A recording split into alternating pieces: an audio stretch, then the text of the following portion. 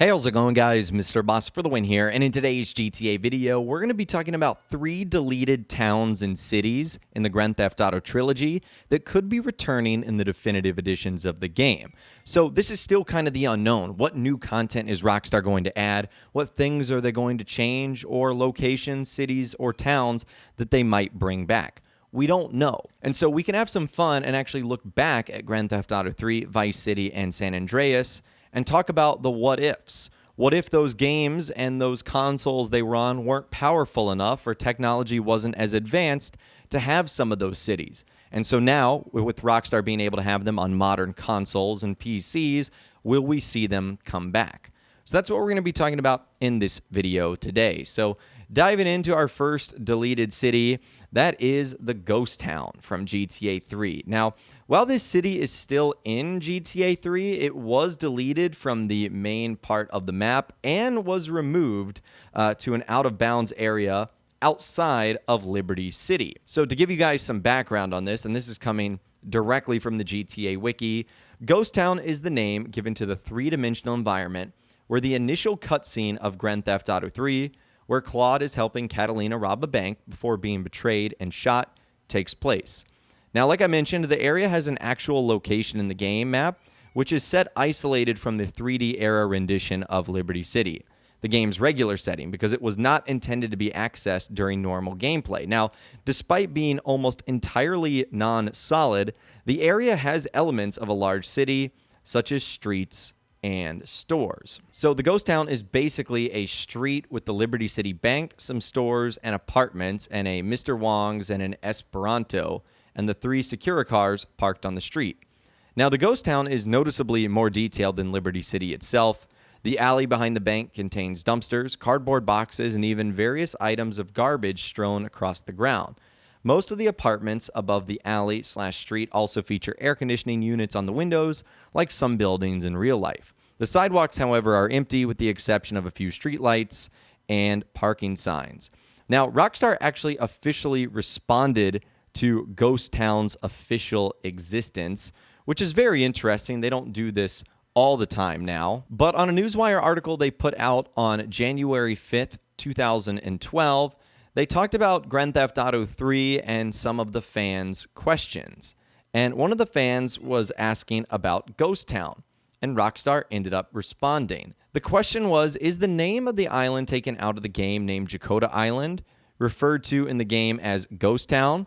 And Rockstar says, we didn't take an island out of the game. There were only ever 3.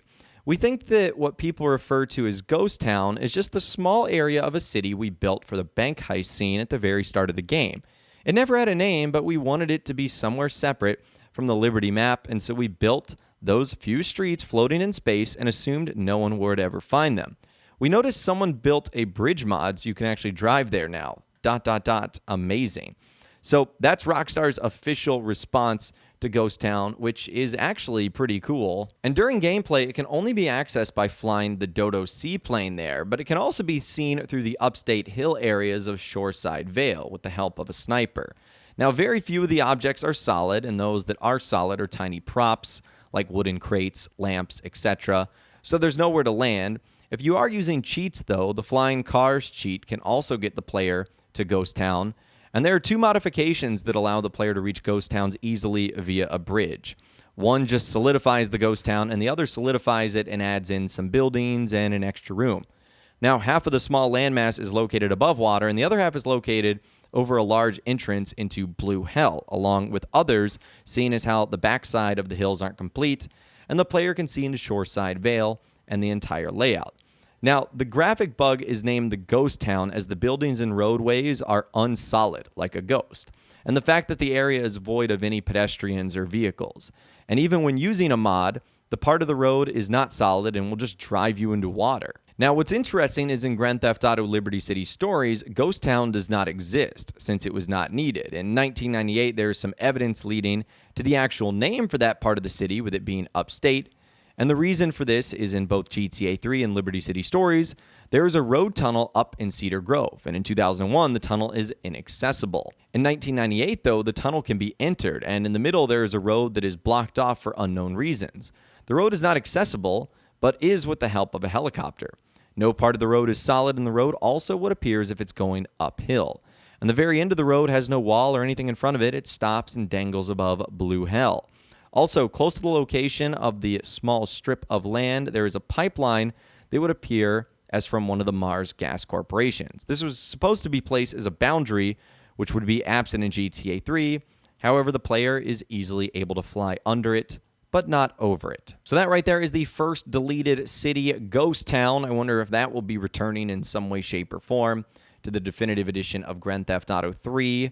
Then in GTA Vice City, you have the Gator Keys. They were removed or never really made its way into the game, and this area would have likely been based on the real-life Florida Keys. So like I mentioned, the Gator Keys is a location near Vice City that was planned to be featured in GTA Vice City, but that was cut during beta development. Its existence was revealed in dialogue from a cut mission featuring Avery Carrington. The dialogue goes as follows. This is Avery talking. "Hey, Tommy, it's Avery. Now listen. I got me all tied up at the moment, and I have a representative of mine needs chaperoning out in the Gator Keys. I'm after some land out that way, so I'm sending someone to sweeten the deal. Could you do me a favor and make sure he gets there okay?" And Tommy says, "Yeah, sure thing, Avery. Where do you want me to pick him up?"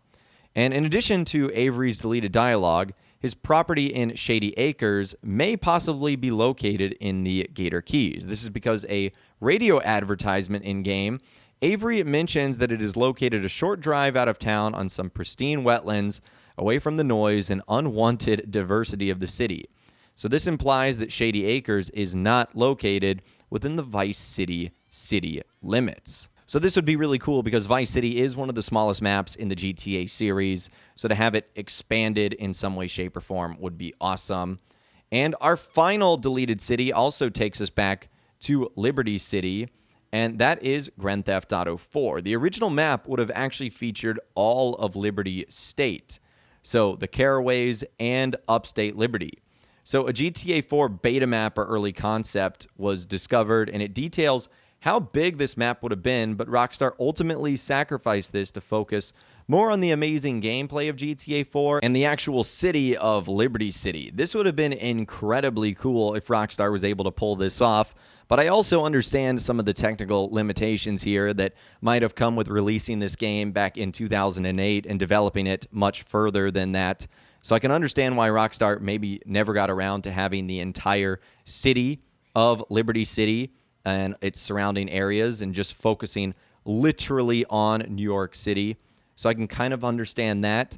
But now with these new definitive editions of the game and coming out for newer systems, I wonder if Rockstar is going to have the ability to focus on maybe the things we did not get in these original games. Now, as far as Grand Theft Auto San Andreas goes, there are clear things that were developed that were not added to the final version of the game, changes to the city, but there wasn't any deleted cities. So it's not like Rockstar is going to remove a city from the game, so it is still going to feature San Fierro, Las Venturas, and of course, Los Santos.